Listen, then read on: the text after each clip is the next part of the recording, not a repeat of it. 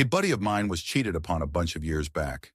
His live-in GF, he were going through a rough patch when she decided to step out on him.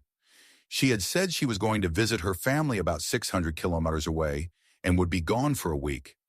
Imagine his surprise when he saw her having the time of her life on a restaurant patio with her ex. He snapped some photos as proof and went home. He was on a month-to-month lease that required 60 days' notice. She was not on the lease, so he gave his notice and found a new place while she was gone. In the remaining weeks, he stayed distant and mentioned couples therapy, but did not push things and avoided sex, but frankly, it was not on offer. She also was out late and occasionally claimed she was crashing and spending the night with friends. He just said, okay.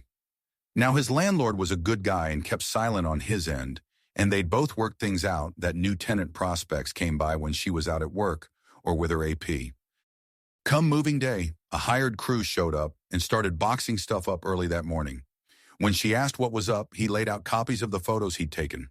The landlord then told her that she had until midnight to get her stuff out as the new tenants were moving in 2 days later and he needed to tidy up. If she didn't, her stuff would be put on the curb. My buddy snapped one last pic of her clothes and toiletries in a big pile in the main room. All the furniture was his, it turned out. The plan, the execution of it, and his cool demeanor throughout were a legend in our friend group to this day. So for some background info, about a year ago, I had a best friend, and long story short, she made out with a guy in my house when I was in the kitchen. And then she replaced me with him and everything. I vented to a friend about it, she overheard it, insulted me, then got another girl to insult me.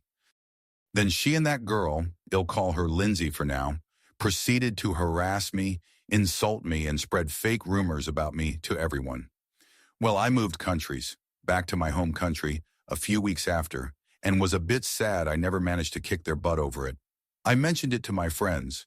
I met them when I lived in this country before, and managed to keep in contact all the time I was away. And a few of them mentioned how I should enact revenge, so here it is.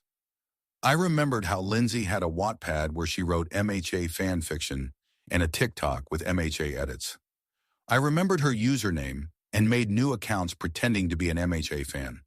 Basically, I watched the first episode of it, picked a character to use as a profile picture, and made a generic username.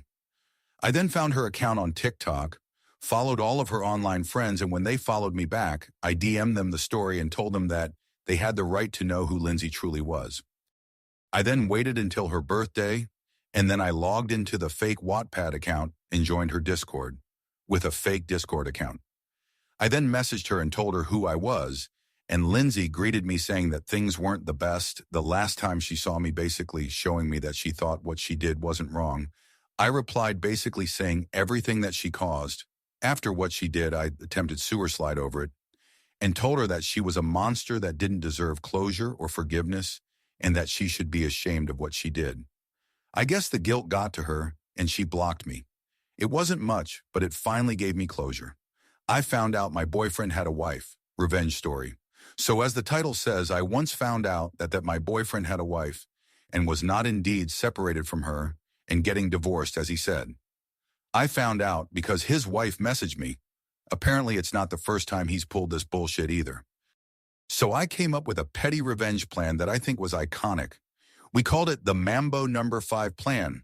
I created several fake accounts using different phone numbers from virtual eSIMs and messaged him from multiple platforms to make it look like he had a different method of communicating for each girl to keep them separate. He'd talk to Rito on Insta, Monica on Facebook, etc.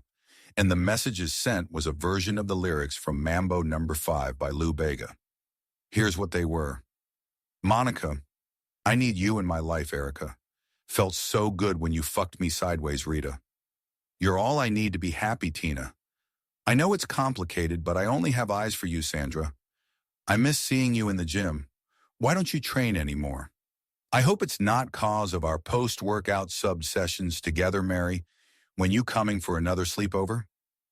Jessica, I'm here if you need to talk. Tried to stick closely to the original lyrics.